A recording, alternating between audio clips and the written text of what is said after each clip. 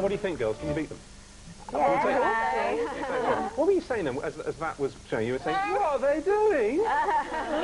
We were only joking. Are you alleging they can't dance?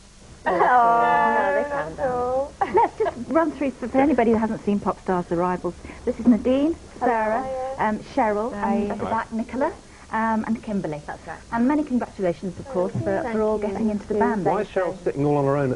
Are you the unpopular one?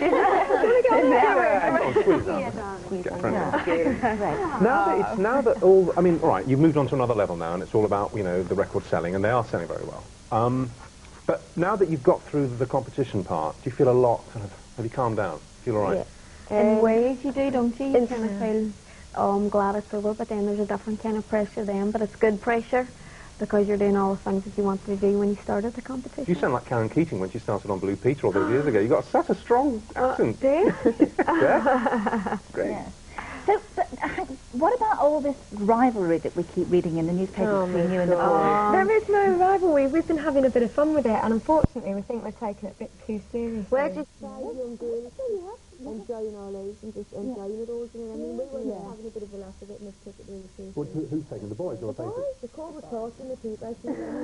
The boys have taken it, from what they said to us, they've really taken it to heart, you know. Yeah, but we've never actually said anything critical about them. What's the deal with them? Really proud of them. Why don't you, let's bury it now, all right? Yeah. What's the big camera on them? 3? Okay, why don't you, one of you say something really nice about the boys? Good luck to the boys. We really do hope them the best luck from the bottom of our hearts. We do like them and we do wish them the best luck. Do you fancy any of them? No. Sorry, guys. Just a little bit, might That was a joke. No. They're like one big family. I mean, we all know what we've been through and we've all gone through the same process. Exactly. Listen, it's a much better story for the papers if you hate each other. We don't hate the boys. We don't hate the boys. If you just said something really nasty about them, that would be on the pages tomorrow. What you just said won't be. Exactly. That's the way it works. Does it matter? Well, obviously it matters. What's a stupid question? I'll rephrase that.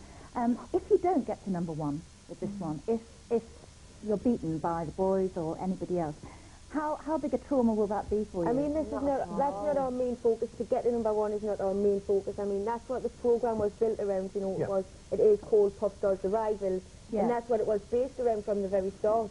So obviously we're working our hardest and trying our best to get there, but if we don't, all we want out of this really is a strong, long career. We're enjoying ourselves, we're totally enjoying everything. Let's just Nicola, go on. People like being at college and like being waitresses and even being in the 10 in the class, Germany. It's a big leap, isn't it? Yeah. Do you think there's any danger that it might go to your head with this? No, because we all keep each other so grounded and we keep in close contact with our friends and family back home. Yeah. Exactly. So you're having a wild time. I mean, for example, you were here today for a sound check and all that, with your curlers in and all that, on the stage, it's great.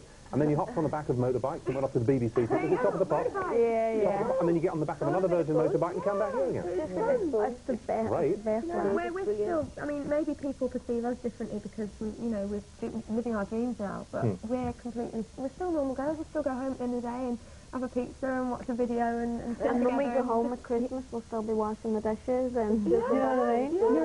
You're all very young, aren't you? How old are you, Kimberly? I'm 21. You're 21. How old are you?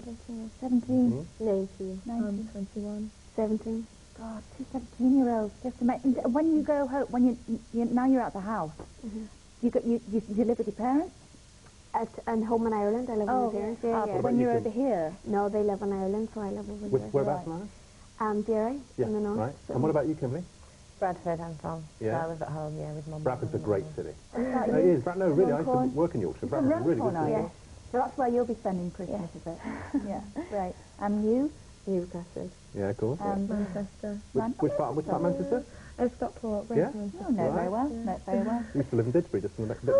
Just down the corner. That's right, yeah. Well, we wish you all the luck in the world. I mean, the boys yesterday were saying that to them longevity meant everything. Of course. No, we asked them. We asked them who they thought. You asked them who they thought would be the first out. Well, I said that in every single band that's ever formed, somebody leaves. There's always somebody who's the first to go, and then that either means the beginning of the end or the band tightens up, and it's all right, like the Fifth Beat or all that.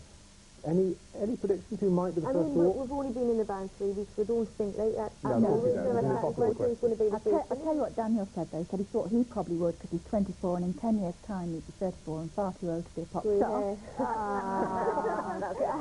we say that any of us go solo, it'll be when we all do something, you know what I mean? Different.